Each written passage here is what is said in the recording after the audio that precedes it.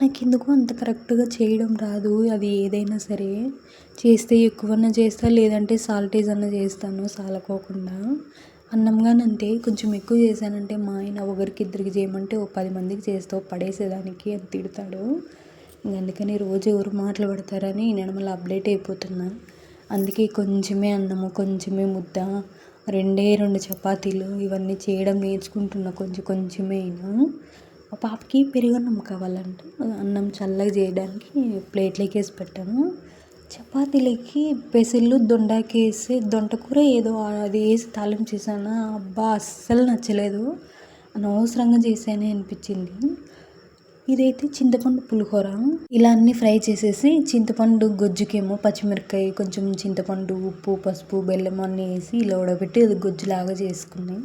నా కోసం వేరే ఆంటీ పంపించింది. తినాలి, తినబుద్ధి అవుతుంది అని అంటే నేనేం అడగలేదు.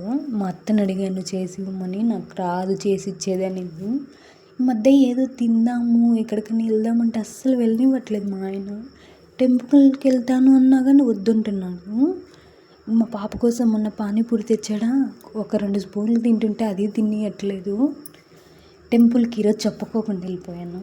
ఈరోజు ఎంతో స్వామి గురించి ప్రసంగం చేయడానికి ఎవరో వచ్చారా, అక్కడ ప్రసాదం పెట్టారు. ఇంకా తినేసి వచ్చాను ప్రశాంతంగా.